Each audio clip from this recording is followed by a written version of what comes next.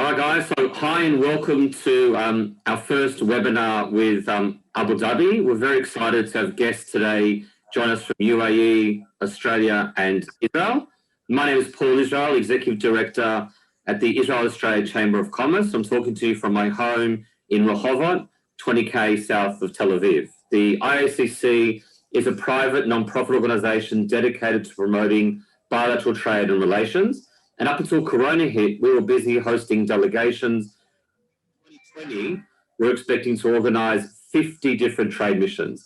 Like everyone else, we've pivoted to enhancing our online presence, helping companies gain a competitive edge through our access to the Israeli high-tech ecosystem through various services such as technology scouting, virtual missions, and the like.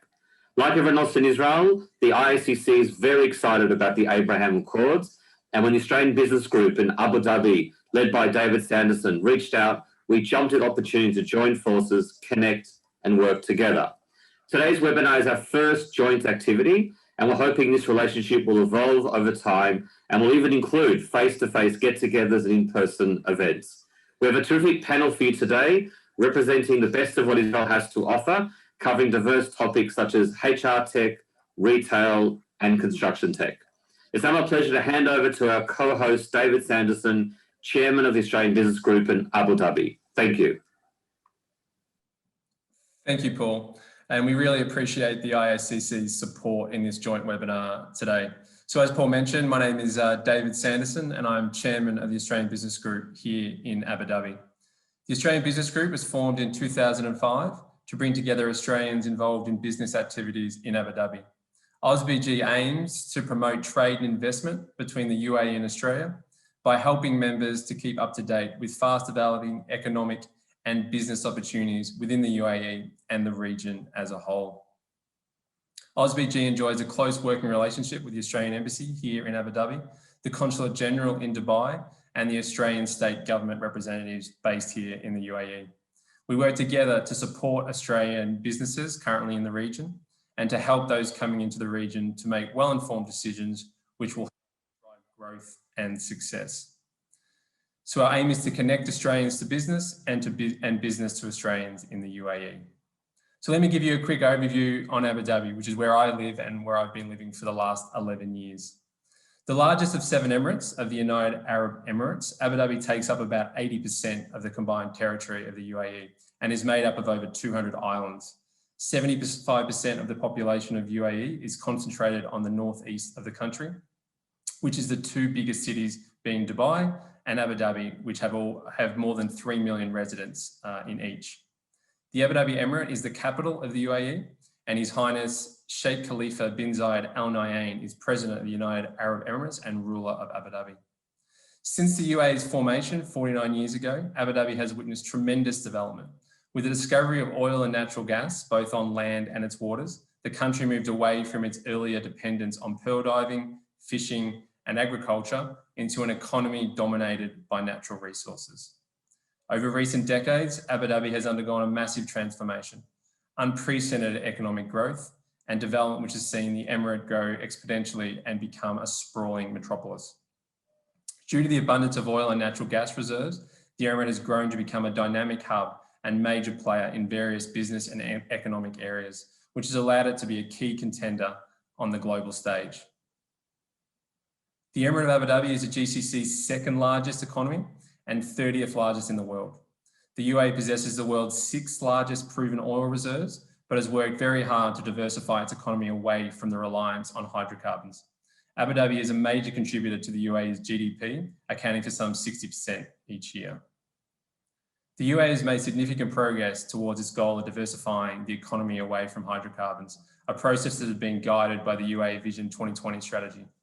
GDP data indicates that considerable advances towards diversification have been made in recent times.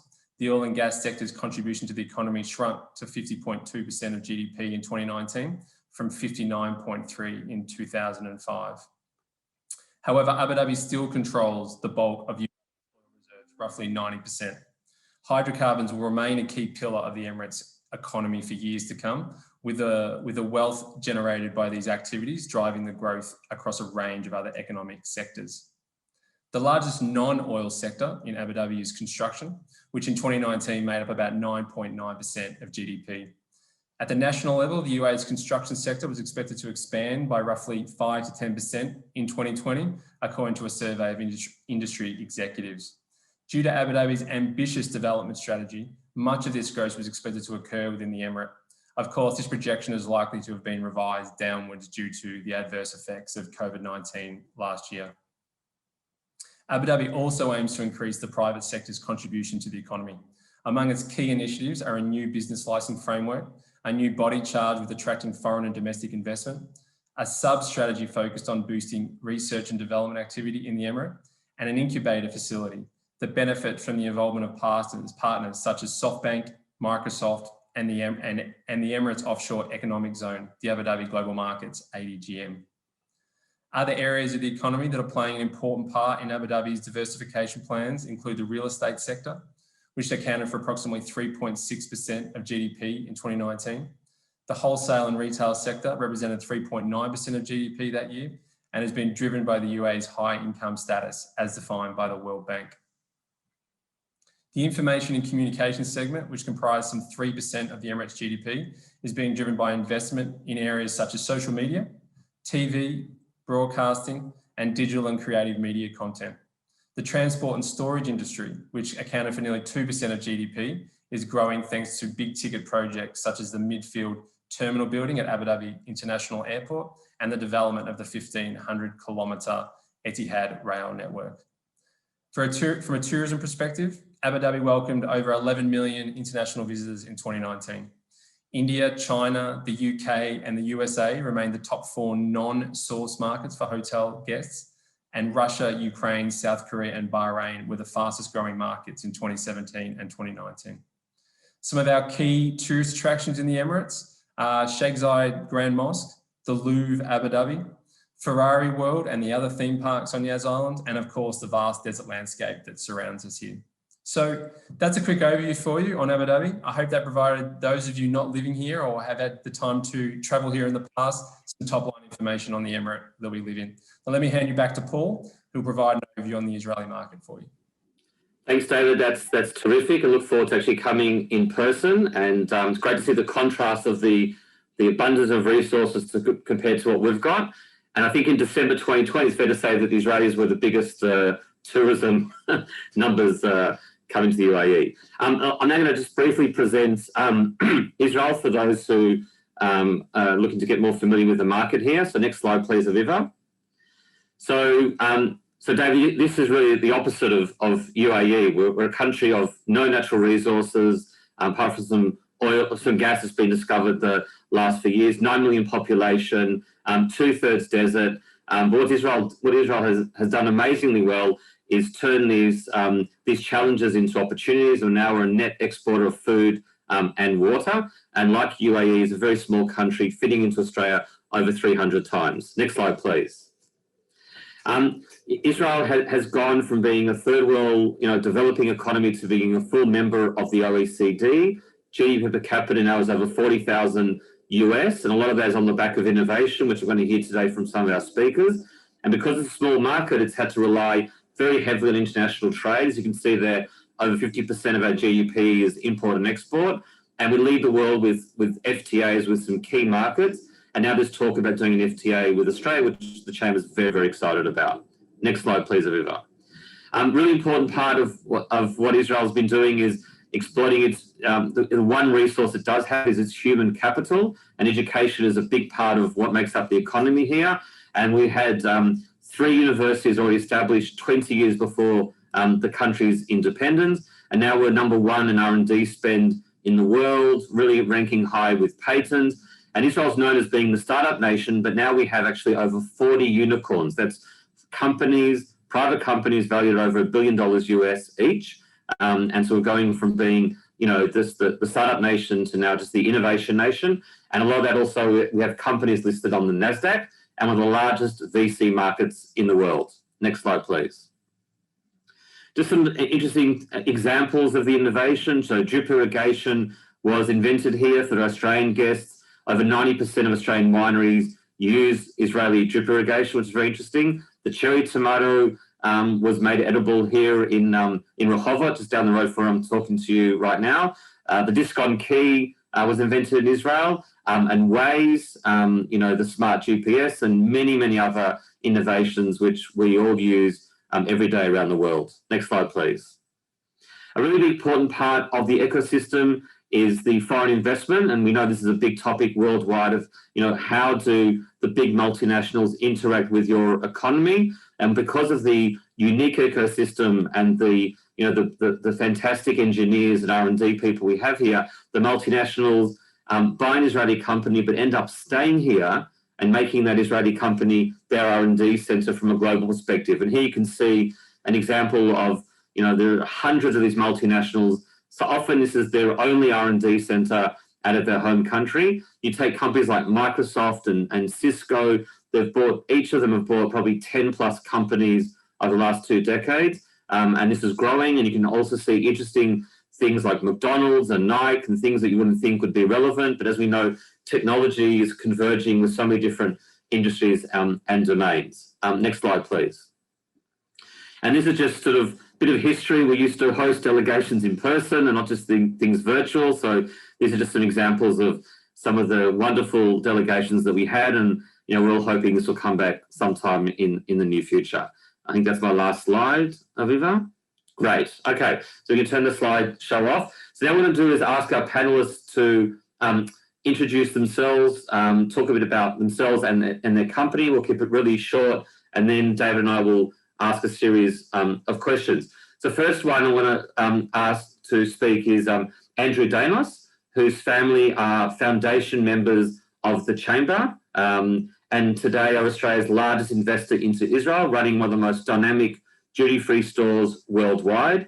Andrew is a board member of the IACC. James Richardson are sponsors and long-time supporters of the Chamber. And Andrew's also involved in various communal activities, including honorary president of Israel's Paralympic team. Andrew, over to you. Thanks for having me, Paul. And also, I just want to, first of all, thank both Paul and David and the IACC and the ABC Abu Dhabi, ABG, sorry, my apologies, for this wonderful initiative. It's so exciting to be part of this, the first of many, shall we say, going forward. So thank you to both of you for your foresight and bringing this all together.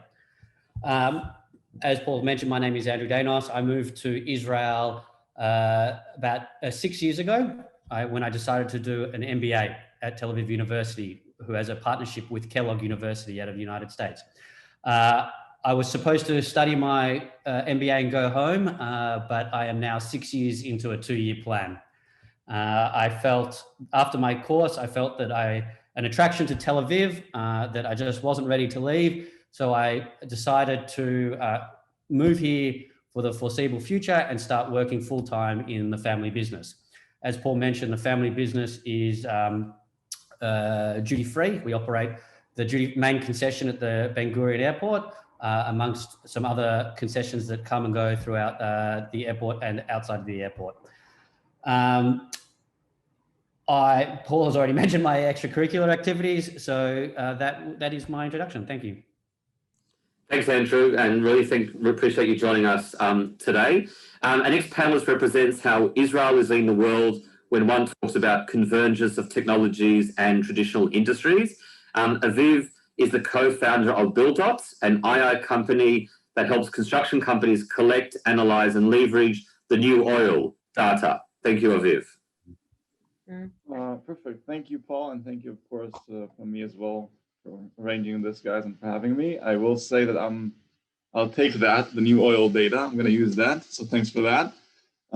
Yeah, that is indeed what we do. The company, in a nutshell, gathers information from construction sites using 360-degree hard hat sort of mounted cameras, and we use our AI algorithms to analyze that footage, let's call it, and provide key information and insights to teams that are running construction sites. Basically, a lot of different views and different ideas in there and insights to just improve the way construction sites are managed, the way they operate, and of course the end result. Within that, we started this company 3 years ago, myself and 2 co-founders, and within that I am chief of product. So my main concern is to make this product as best as possible for our clients. Before that, I was into a lot of other, it's called data things in my life, but not construction. So that's my first step in this industry, which is amazing. Thanks, Aviv. And as we heard from David, the construction is a very significant industry in UAE. So hopefully this can contribute to that. And now we move to a unique Australia-Israel high-tech startup. Benji Gilman is a co-founder of MyInterview. And just like our previous speaker, MyInterview is about disrupting a very traditional industry, HR. And MyInterview helps managers streamline and improve the recruiting process. So over to you, Benji. Thank you, Paul, and thank you, David, for having me here. It's great to be here. I'll probably start by telling you a bit about MyInterview and how we started. I founded MyInterview with my co-founder Guy Abelson back in Australia when we were actually in high school and starting to look for jobs ourselves. We looked at each other's resumes and we saw that they looked pretty much the same, but we're very different people. And we started speaking to employers, and as we went through school and university, we came to really understand that this is a very ineffective way of communicating who we are as people, especially when you're talking about such an important, crucial thing as recruitment and hiring. So we saw that video is the most rich form of communication, bar an actual face-to-face interaction. So we went to develop MyInterview, which allows employers to pre-screen candidates, asking them predefined questions. Candidates then respond to those questions in their own free time. The process takes around 15 minutes. I made Aliyah. I came to Israel in 2016, and we decided to build the product from scratch. We started to hire our team, and we developed our product even further with our machine learning components, which pull and extract what candidates say and how they say it in order to give as much information to employers as possible, and to help to surface candidates who might have been overlooked otherwise, according to their criteria in their resume. So we're now a team of 20 people sitting here in Israel and 3 overseas. We have over 2,000 companies using the product, and we've been able to conduct over 2 million interviews through the solution. And we're very excited to be in Israel and to have our Australian connection, and I look forward to discussing further. Fantastic. So thank you, Benji, Aviv, and Andrew. Now, David and I will be asking each of you a series of questions, and David, over to you. Yeah, thanks, Paul, and thanks, guys, for those great overviews. So, just starting with you, Aviv, can you tell us how you and the other founders came up with the idea of BuildOts and why Israel is a great place for startups? Yeah, definitely. The two are actually very much connected. So 3 years ago, when the three of us, we go way back, and we decided that we're going to do something. That was the definition at the time. We will do something together. And the very first step was that we realized that we want to build a solution that has, let's call it, a relationship with the real world. So it had to be something that people use when they do something real, let's call it, not solely in the computer arena. Let's call it that. And this is where Israel comes in handy, because in that process, first of all, because in Israel, everybody knows everybody, we very quickly, someone heard from a friend of a friend, and we got to sit down with someone from a construction company here who told us that this is what we need to do. Really just, all he did was explain, this is it, and this is why, and tried to convince us to do that.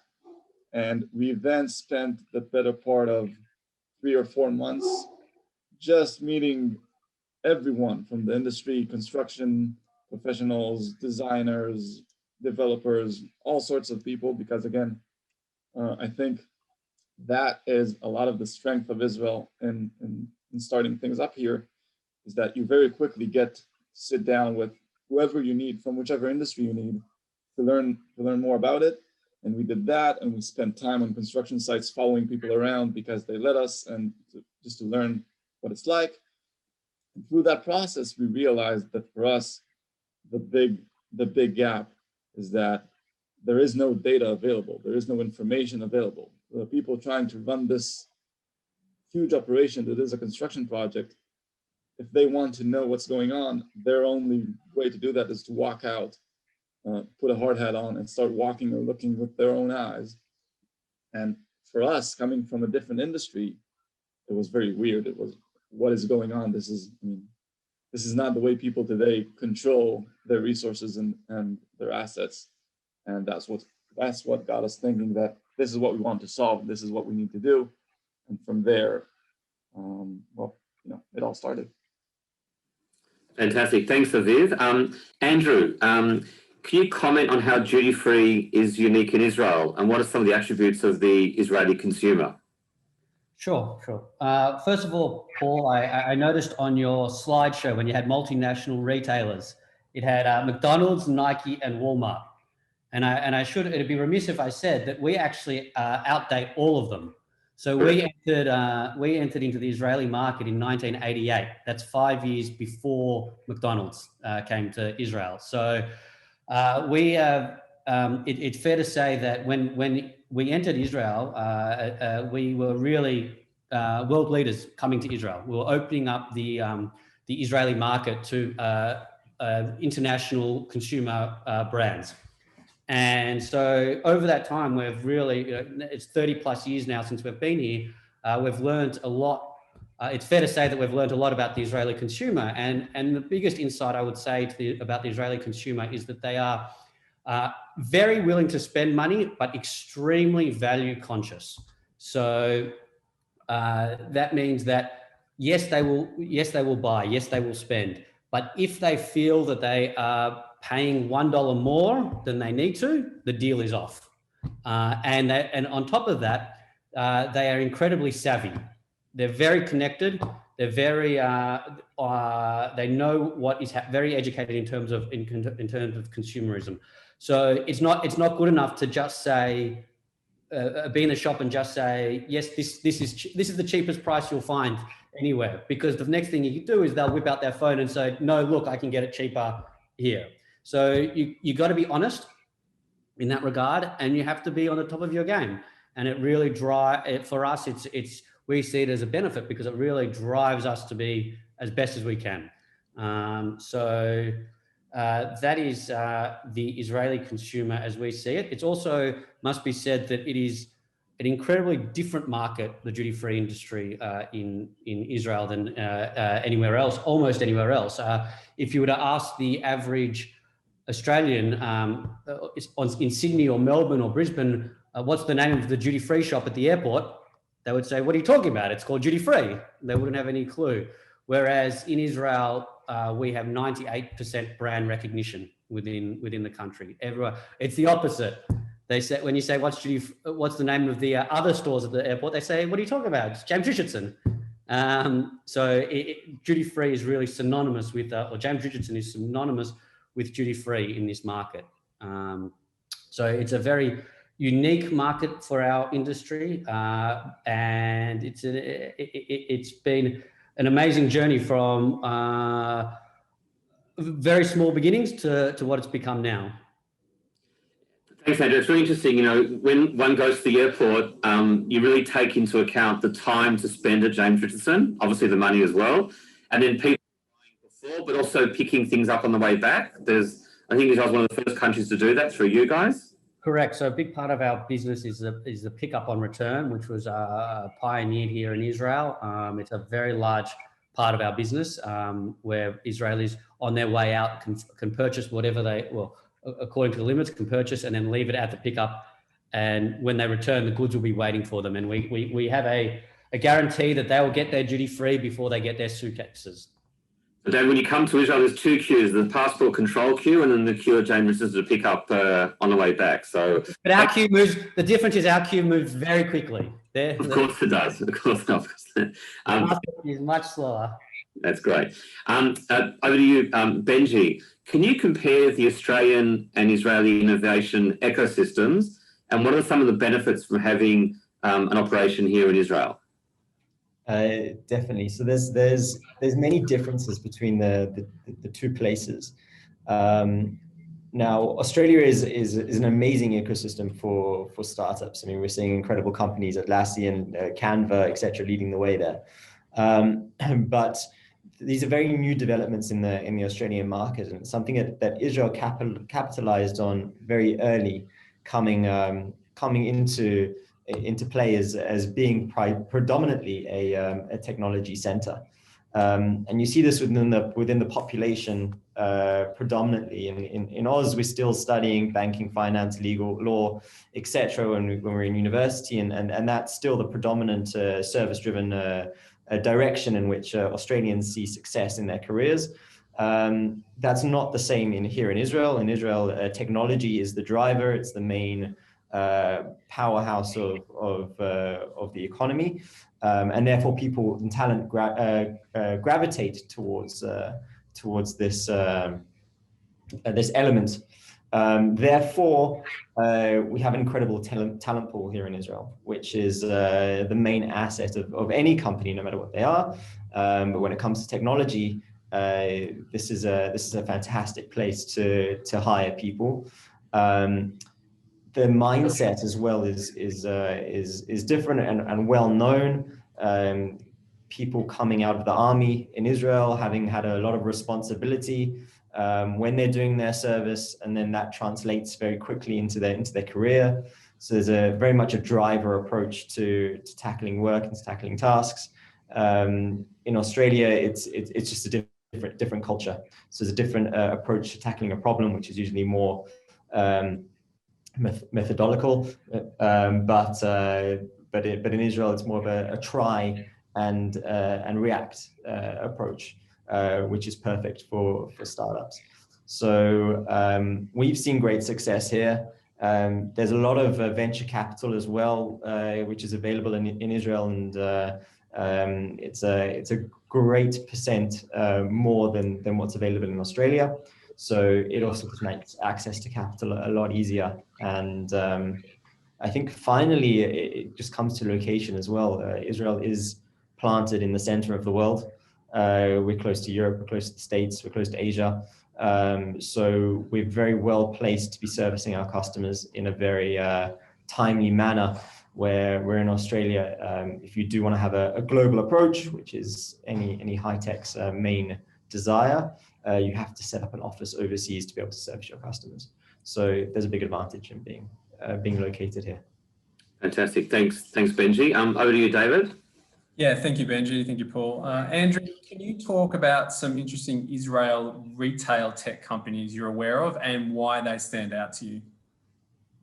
So I'm really glad you asked that question, because I'm sure a lot of people are sort of sitting on this conference and thinking duty free. I mean, it's been shut for the last year. It's an industry that's been severely affected by COVID, and it's true. There's not a lot of activity going on in our main business at the moment. So we've really used the situation to look for other opportunities, and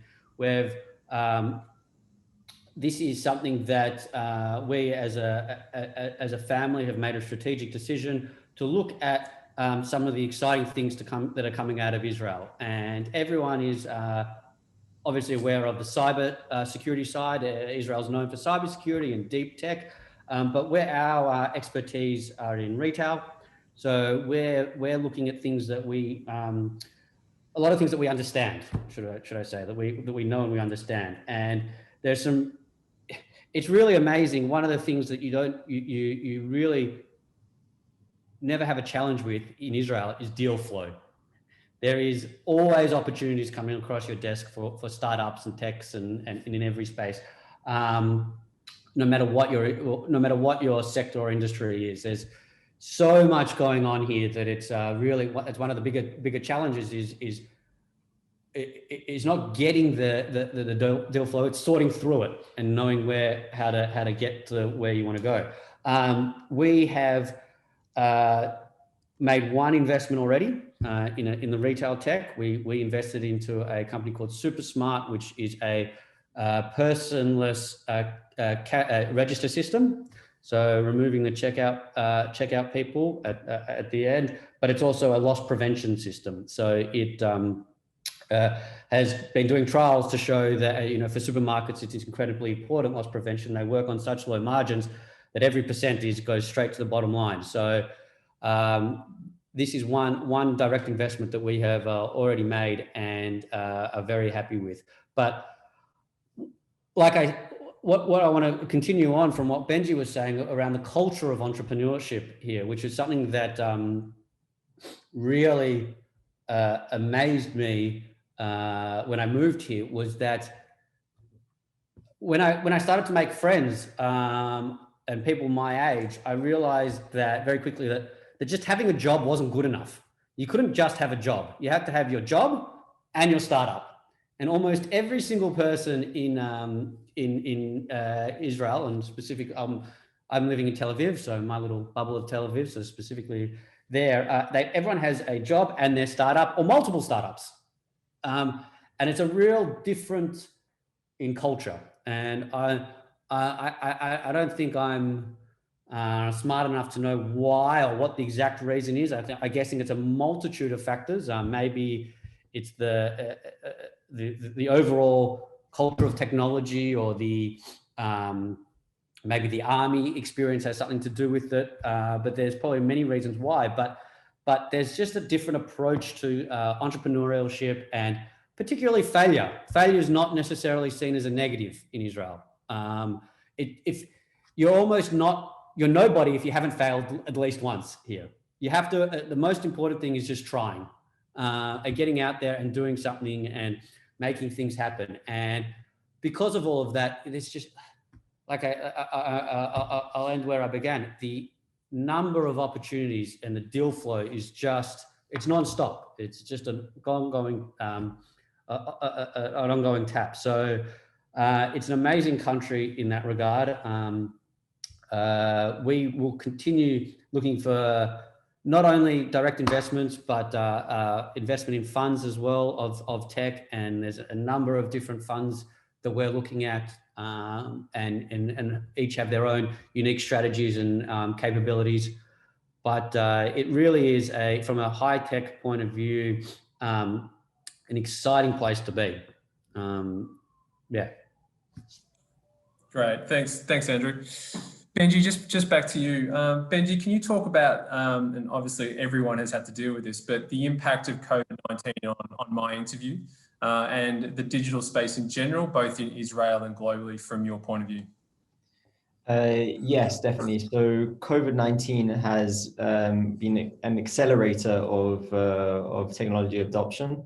We've been forced to have to adopt technologies in order to replace the constraints that COVID has put upon us. In our industry, in recruitment, it's very, very obviously taking away the ability to meet face to face, and videos come in and being the obvious content to be able to fill that gap. But we're seeing it across a range of different industries. Technology is having to be accelerated in its adoption, and I think it's been embraced very well. I mean, one of the big effects, unfortunately, is that we're coming into a high unemployment rate, and our economies are struggling, and we'll have to see what happens post COVID and how they rebound. But when in our industry, in recruitment, we now are faced with a pool of a lot of talent, a lot of very qualified talent who require the care and time to be reviewed in order to make a hiring decision. So employers who would be typically receiving 100 applicants for a particular job are now receiving 300, 400 applicants for that same role. So our product has been widely adopted by companies who are still employing during this period, and we've seen a big increase in demand for our tool, and we hope that continues. We hope it's an accelerator beyond COVID, because the number one feedback that we get from our clients is that we wouldn't have hired this person had we have done our normal process of recruitment and shortlisted them based purely on their resume and then a phone screen. Using our technology helps to surface great talent. So we hope that we are in a place to be able to continue providing those solutions post-COVID. But yes, and in general, I think that any if there's a pandemic or a war or any hardship that comes across us is the seeds for innovation, because whenever there's a pain, there's someone who's coming to fix that pain. And that's when if you look historically, the biggest companies that are brand names at the moment, especially in technology, started during a time of pain for the world. So it's a great time for entrepreneurship, and it's a real accelerator. Fantastic. Thanks. Sorry, David. Great. All right. Thanks, Benji. It's really interesting. I mean, we saw last year the VC market in Israel, I think, nearly doubled. I think, in 2019, there were, I think, $5 billion invested, and then last year was close to $9 billion. So it's really interesting how we heard on, Andrew, James Richardson, obviously that's very, very tough now with international travel being limited, but in the digital space, how it's really grown, and that's a real opportunity for Israel's economy. Over to you, Aviv. Can you tell us a bit about BuildDot's biggest market, and what is your interest in UAE and Australia, and what's the potential for you? Yeah, definitely. And I think that goes back in a way to this COVID discussion, but I'll explain. When we started with the UK as a first and predominant market. There were many reasons to that, but basically we were looking for somewhere that is of the more advanced markets in terms of construction and its adoption of tech, and the UK is one of those. B, of course, an English-speaking, predominantly at least English-speaking country, because it is a very local market, the construction industry. Therefore, it is very likely for you to find a construction site in Germany, let's call it, where people speak mainly German and would have a tough time discussing things with us in English. And for us, when we build this product and take the first steps, and one of the key things is to understand the effects of it and what needs to change, and just be in a very, very close relationship with the client. English was a big parameter, and the same thing, the same need to be very close to our clients is what actually caused it to be the UK and not say the US, because we're literally closer to them. And actually between September 2019 and the end of February or beginning of March sort of 2020, I used to spend 2 days a week in London, fly in, fly out every week. That has obviously changed since then, but that's part of it and part of the need. But then COVID hit, and I think what that has caused is for us to realize that suddenly a client, we have a team in London, we have an office in London that has 6 employees, but we realized that a project in London, half an hour away from our London office, and a project in Hong Kong are the same now in terms of dealing with the client, because you're going to do it over Zoom and Teams and remotely and phone calls anyway. So what then happened is that we changed from a more outbound approach in terms of getting business and clients to a more inbound approach, and that has caused us to be now in a position where we have I think 10 countries where we have one project in that country, one client. Hong Kong is one in Japan, one in each Nordic country, France, Switzerland, the US. It's all over the place. And it has really come to a point where we realize that, well, it can be done this way. And it doesn't really require it is a limitation, and it's, you do want to be able to at least once every so often visit your client and speak to them face to face, but it's now possible. And with that in mind, suddenly Australia, which we had a contact there, and we had some discussions with a major construction player there before, to some extent realized that that's, for a country our age, was a bit too far. But now we realize that's not an issue anymore, and suddenly markets like Australia and the UAE for sure, being even close to Israel, and such markets where construction is truly is accelerating now and is a big thing, and they're doing things. I think both markets, I have some insight to see that they are a bit more advanced in their approach to construction than some other markets. It's definitely a big ticket item for us now. So have you started any connections with UAE yet, or that's still very new? There is one I wouldn't call it started, no, very, very new. Right. Okay. Well, hopefully we can do something. And what's your ideal partner? Do you work with partners, or you work directly with the customer in overseas markets? Typically directly. That is the usual thing. We're not, we don't disqualify working with partners. I think we just haven't yet found the right partner. We are in some markets in the world in initial discussions with potential such partners, but it hasn't really come to the right one yet. Sure, great. Thanks, Aviv. Over to you, David. Yeah, thanks, Aviv. Thanks, Paul. Just back to you, Andrew. What do you see the key benefits of the Abraham Accords, the related opportunities, and any advice you have for UAE businesses based here looking to open up in Israel? Yeah, thanks, David. And you're really hitting all my strong interest points, because before I moved to Israel, I actually worked in politics in Australia. So from a geopolitical point of view, I don't think you can really underestimate the significance and the importance of these signings. And when Trump and other leaders signed these accords in the White House, we mustn't forget that it wasn't just with the UAE and Bahrain. It set off a chain reaction of other countries that joined in, Morocco, Sudan, and Kosovo. So from a geopolitical point of view, it's the first time Israel's been in a bloc with in modern history, I should say, with Arab countries. So it's a real game changer in the region.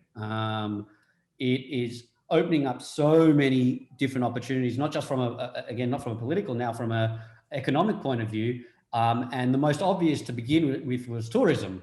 As soon as the borders opened up, Israelis flooded to the Emirates.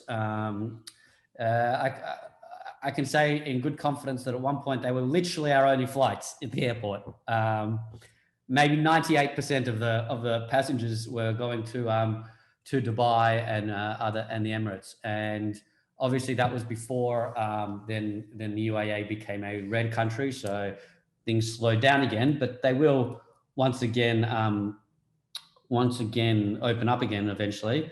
And it's one of the great prides and lucky features of working in the travel retail space is that you get to see your bags all over the world. So you land in airports all over. I remember I was landing in Los Angeles once, and I was coming off the plane with the red bags from Israel, and then there was a flight from Brisbane across the aisle, and you saw the red bags coming off, and we were disembarking at LA, and it's a really nice feeling to see that. And there was something special about being. I should say I took the advantage of. I was one of those people that took the opportunity to fly to. It wasn't Abu Dhabi, but I flew to Dubai in December, along with all those other Israelis, and there was something incredibly special about seeing an Israeli home brand in an Arab country. It was, in a way, my grandfather. As a little backstory, many years ago, we actually tendered for the Kuwaiti duty free. This is well before the Abraham Accords. This was in partnership with a local Kuwaiti and with permission of the Israeli government, who were very keen for us to do it. And he always thought he might bring peace to the Middle East through duty free somehow. And then seeing the bags in Dubai, I was reminded of my grandfather, and it was a very nice little sweet moment to see these. And now you can see Israeli flags all over the Emirates, in markets and in on Burj Al Khalifa. They had the Israeli flag for Hanukkah, and it's just an incredible thing to witness. And I shouldn't say I was surprised by the hospitality, because the Emirates are known for their hospitality. So I wasn't that I had very high expectations, but just the welcoming nature to the Israelis when we were there was just incredible. To see how quickly stereotypes can break down and relationships can form was really an amazing experience. When I landed in the airport, the local people working in the airport were saying "Mashlomcha," so they were already speaking Hebrew to us. It was an incredible way to land. In terms of doing business, I think it's no different to entering into any other market. You have to do your due diligence. Don't get caught up in the hype. Don't get caught up in the excitement of it all. There are opportunities out there, but you have to really know what you're doing, know who you're working with, know your partners, be responsible. There will be a lot of successes, but there'll also be a lot of failures. So you have to really do your due diligence and understand that, like anything else, it's business. It's not a matter of just of writing checks here and there. You've got to really be comfortable with where and how you're investing your money. Perfect. Thanks, Andrew. Yeah, I guess one of the things I've learned of being here in the UAE over now 11, 12 years is that when they decide to do something, it gets done. And so you see the impact of the Accords. As soon as it was signed, then everything was open and everything was moving forward very quickly. There's no messing around. We're doing it and then move forward, which is great. And I think it's great for the region as well. Aviv, I think you heard me mention earlier about the UAE from a GDP point of view. After oil and gas, construction is the next biggest sector. Can you talk us through the safety benefits of build-outs for the construction industry? Yeah, so I think it's an interesting one, because obviously we built a tool that is meant to help with process management, with control over what's going on, with a bit of quality control, it's called the construction and the results of construction and throughput side of things. But what we've found in this time is that there are some added benefits you never expect. And I can sit here and speak for 30 minutes about all of the things that I did not expect. But if we're looking at one such example, as you ask about safety, there are two sort of causes for that, let's say.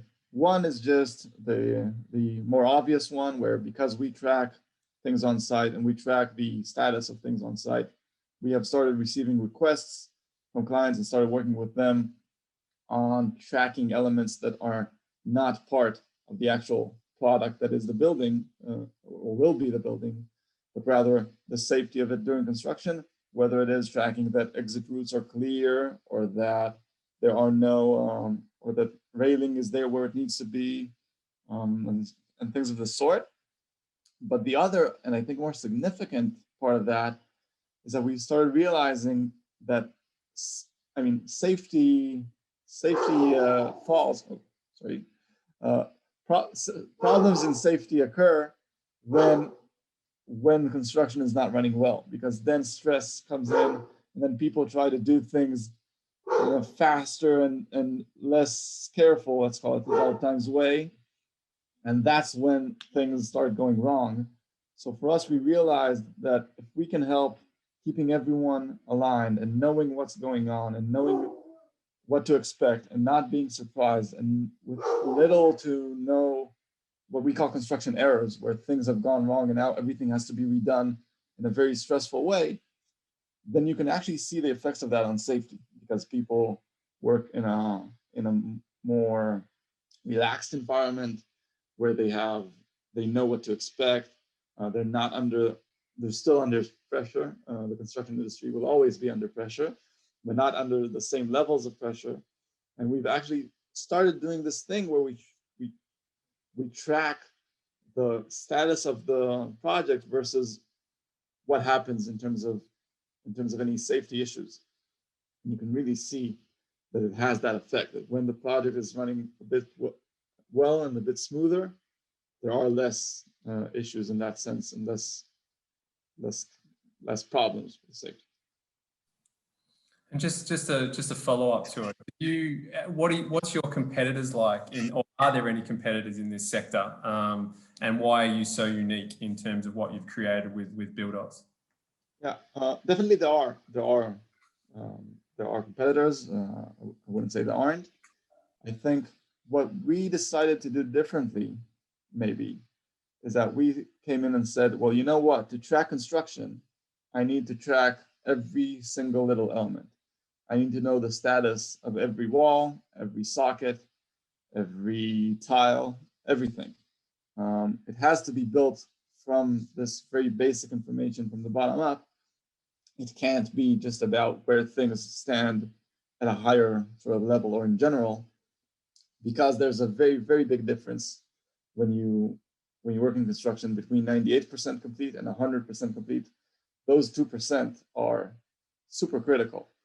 So our approach from day one, which is a bit unique, is not to say, I will try to capture the status of this project and to say, oh, it's currently this apartment being built is currently in being painted, and then there are the next stages.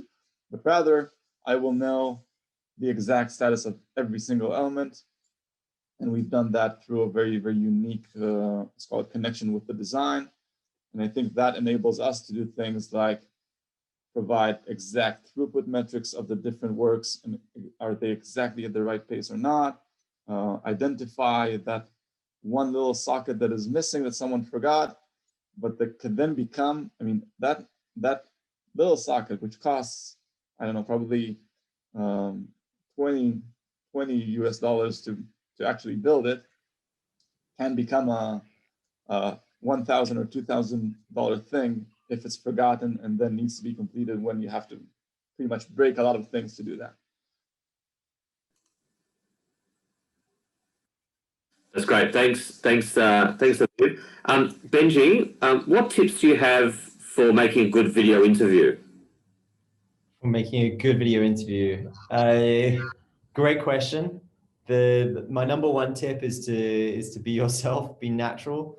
At the end of the day, this technology is all about promoting and presenting you as a person. And if you need to change anything about yourself, then you're probably not doing justice to the process. So be yourself.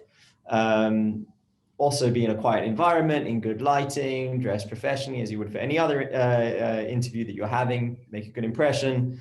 But authenticity comes across and speaks magnitudes in anything that you do. So that's no different in video interviewing. Answer questions honestly, with thought, with care, but be yourself. Thanks, Ben. I remember with one of the sessions we did with you, you spoke about your technology getting certain characteristics and then helping the HR manager sort of filter. Can you maybe just describe that a bit more? Correct. So we have a machine learning algorithm which is built on top of the principles of the Big 5 personality traits, which is a psychometric testing framework. So what we do is we have our interviews tagged either by behavioral psychologists or by traditional psychometric tests for these Big 5 personality traits. And we develop our database based on locations and different industries and experience levels. And then whenever a new candidate comes in, we take all of their data from their interview, so what they're saying, how they say it, and we overlay this new data coming in from the candidate with the data that's already been tagged. and we're able to give a score of correlation based on these two data interactions. The next stage is we try to understand from the company what their culture's like. Is it a big firm? Is there lots of hierarchy? Is it small? Is it intimate? Is it social? All of these type of elements, which are very important, and we all enjoy being in a place according to our culture match. And we help to surface candidates according to these elements. So this technology really comes into play when you're getting thousands of interviews coming through for a role, and it becomes impossible for people to maintain their objectivity when going through such a large volume of applicants. So we provide a benchmark and a search engine type facility for our clients. That's typically how the technology is deployed. Fantastic. No, that's really interesting. And just one last question, and then we'll throw back to David. You were part of the Austrade landing pad program, and also recently got an investment from Olive. So first of all, congratulations on that. Maybe just comment for those who are familiar with Austrade what the landing pad program is about, just in brief. Definitely. So we were actually the first company to be part of the landing pad program here in Tel Aviv. Austrade provide office space and someone on the ground here, like a madrich, almost like a guide, who sets you up with within the ecosystem. So they act as your connector. So they'll introduce you to interesting companies, interesting venture capitalists that can give you feedback on your idea. And the whole goal is that you learn a lot in these ecosystems, and then you take it back to Australia. We took a bit of advantage, and we stayed here, and we ended up hiring on the back of the assistance that they gave us. But we wouldn't be where we were as a company if it wasn't for that initial push and assistance from Austrade. So we're very grateful to them for putting this on.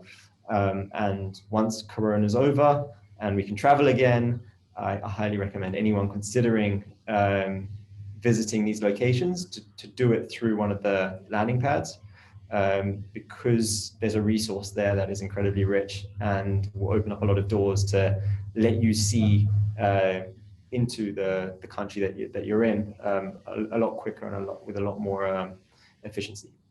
Great, thanks, Benji. Over to you, David. So can I just also jump in there? Sorry, one last thing is when you're asking about, I should have said when you were talking about doing investment and opportunities in the other countries, is along the lines of what Benji just said, not to underestimate the significance and resources of both groups involved in this call, whether it's the IACC in Israel or the ABG in Abu Dhabi.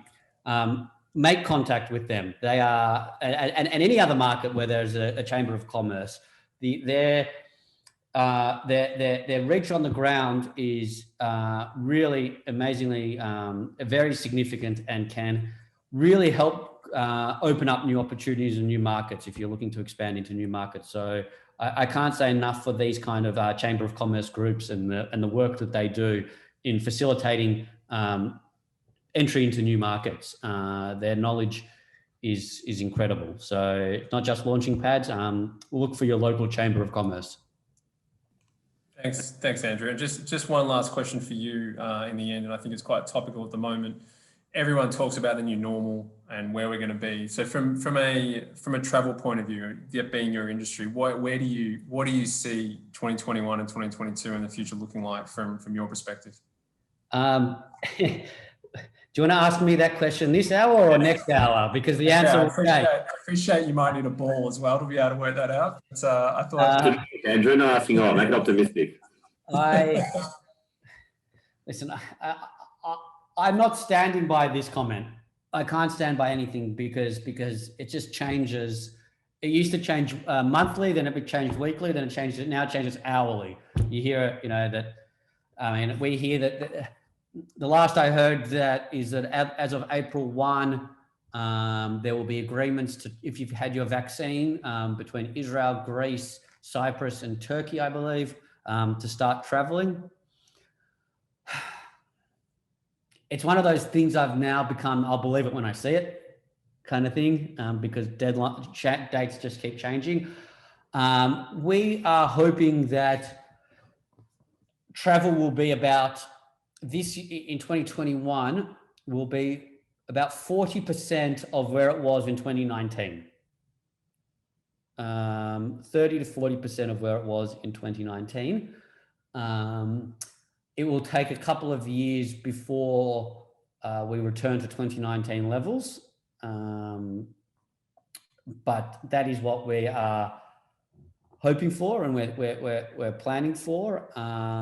It is like I said, it's a moving beast. It changes so often.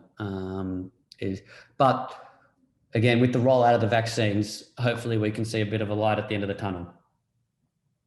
Perfect. Yeah, I appreciate that was a tough one to finish on. Thank you. Well, it's not a tough one. It's just I don't want to stand by anything because Yeah, I could say something and then tomorrow there's a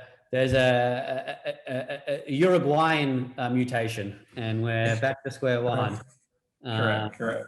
So it's just such a moving feast at the moment. Well, that brings everything to a close. Thanks, Andrew. And thank you, Andrew, Aviv and Benji. That was fascinating and really great to understand a little bit more about your businesses specifically and how you're and I hope to be able to get there myself soon when we're able to travel again better. So on behalf of the Australian Business Group and the Israel Australia Chamber of Commerce, I'd like to thank each of you today for joining us, and Paul, thank you for partnering with us on this first, hopefully, of many webinars that we can do between us both. And to all the members and all the guests that tuned in today, thank you for joining with us. We hope you found the discussion engaging, and we look forward to putting more on between the UAE Australian Business Group and also the IACC as we move forward. So thank you, everyone, and yeah. Look forward to speaking to you next time. Thanks, guys. Thank you. Thank you very much. Bye. Bye.